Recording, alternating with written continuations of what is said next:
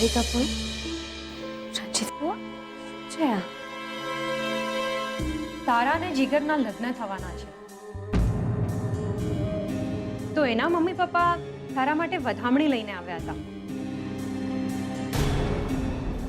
તારા ને શોધનના પણ લગ્ન થયા હતા.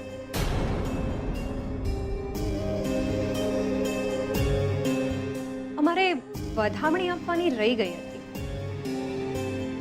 તો આ અમારા તરફથી વધામણી. ના ના ના, આમાં ખોટું નહીં લગાડવાનું લક્ષ્મી. શું છે કે તને વધામણી આપવામાં અમારાથી મોડું થઈ ગયું છે, પણ એમાં વાંક તમારો છે. તે અને શોધને લગ્ન કરી લીધા અને એમને કહ્યું પણ નહીં. લે, અમને કહ્યું હોત તો અમે તારા ઘરે જાન લઈને આવ્યા હોત, ધામધૂમથી લગ્ન કર્યા હોત. પણ અમને એવું કંઈ બન્યું જ નહીં, એવું કંઈ થયું જ નહીં. તો અમને થયું કે અરે ધામધૂમ નથી થઈ તો શું થયું? હવે તારો વરઘોડો કાઢીએ.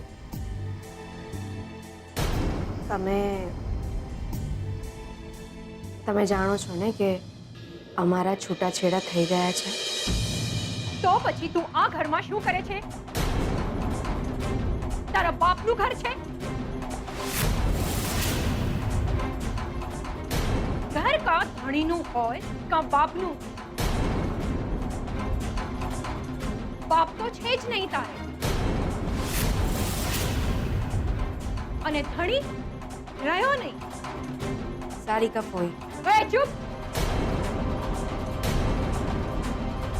સાંભળે છોકરી, વધામણી વહુની હોય, કામવાળી તો નોકરી કરતી હોય. હા, અને તારો આ મહિનાનો પગાર લે અને ચાલથી પકડ અહીંયાથી.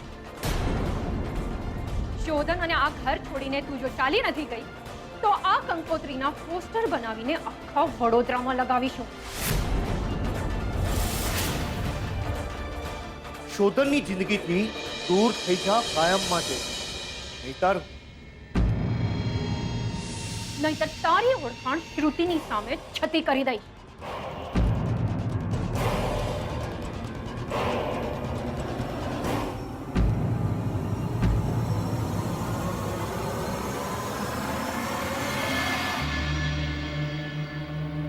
તને હસવું આવે છે? ના,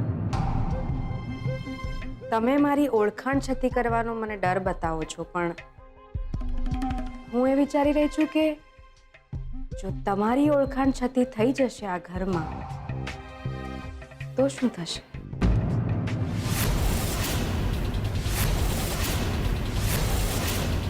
લક્ષ્મી, ઘર કાં તો બાપનું હોય કાં તો ધણીનું, પણ ધણી હોવા છતાંય બાપના ઘરે રહેવું પડે. એના કરતાં તો કોઈના ઘરે કામ કરીએ સારું ને. લક્ષ્મી!